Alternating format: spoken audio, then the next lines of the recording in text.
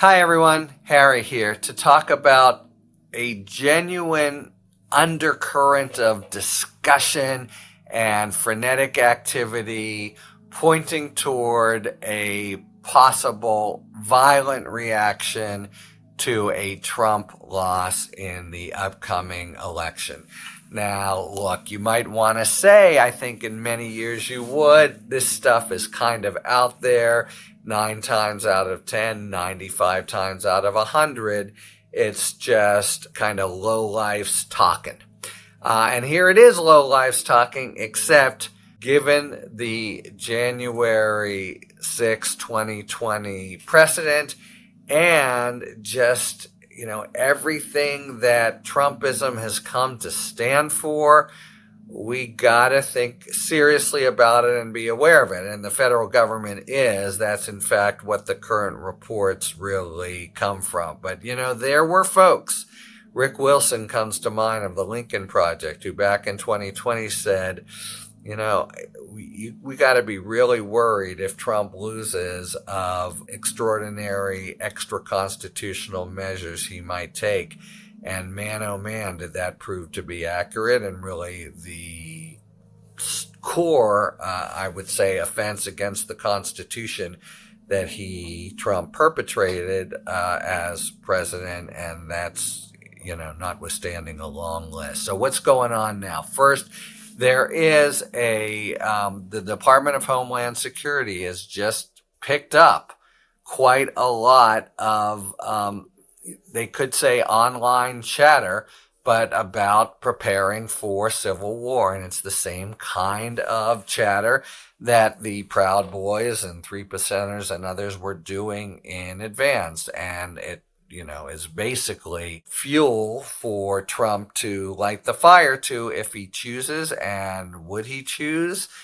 Certainly it can't be discounted. But these are the kinds of discussions in anonymous, unmoderated online forums that the government is able to be privy to, and they're basically, engaging in illegal preparatory or violent activity and a narrative out there of an impending civil war. And normally, you would think this would just be ragtag kind of losers in different pockets in different states. But when you have the leader who potentially wants to exhort and encourage them, then everything is different in profile. Anyway, so we've got a report dated from last month, in September, and there was a public request for it, and so we now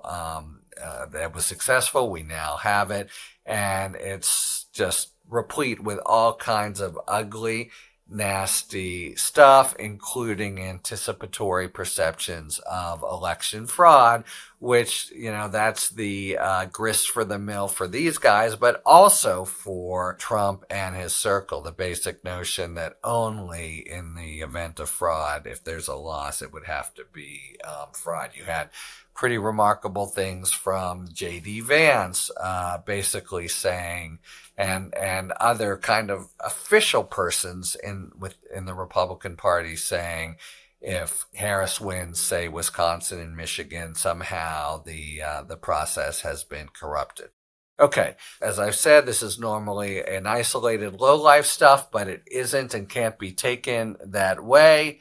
And in particular, now I want to link it just in this story to Steve Bannon. It's really remarkable and unsettling how the old crowd, how Trump is getting the old band back together, including now Steve Bannon, who has just completed his sentence and comes out triumphant and says this has to be very clear.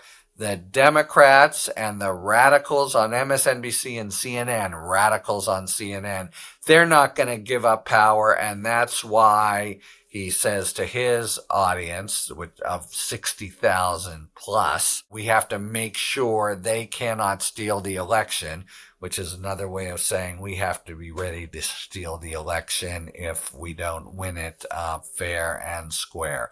So he should stand up. This is just like, if I can get a little pointy-headed, the Karl Marx phrase, history repeats itself. First time is tragedy, second time is farce. It's just the same words we heard in advance of 2020 that turned out to be serious as a heart attack. Bannon's just saying Trump should stand up and say, hey, I've won this. Of course, he's saying this now without any indication of whether he's won or lost. It doesn't matter. We're going to fight for it without regard to the results. And Bannon tells his 60,000 strong, everything we fought for years is coming to fruition, and we have more power than we ever have, blah, blah, blah, blah, blah, blah.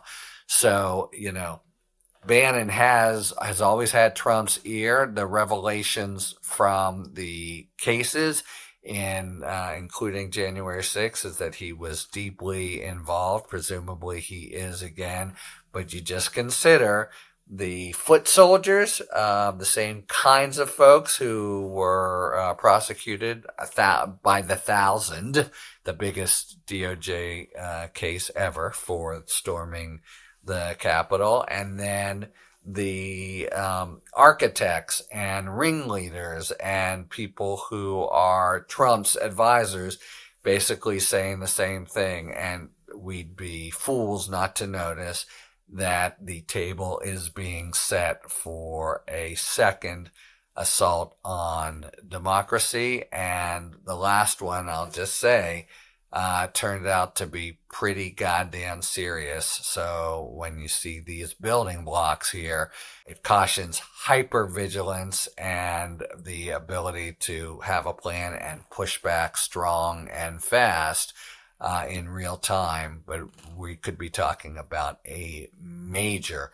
and hugely consequential shit show in November and December if Trump loses, but chooses again to violate the first principle of democracy, that is the peaceful transfer of power. So all of this means that Election Day is only the beginning of a national battle, and the players, the pawns and the rooks and the knights and the kings and queens are being put into place on the board to do more violence to the Constitution, and it behooves us to be vigilant about it.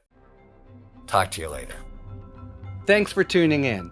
If you enjoyed this video and other Talking Feds content, please take a second to like and subscribe. Talk to you later.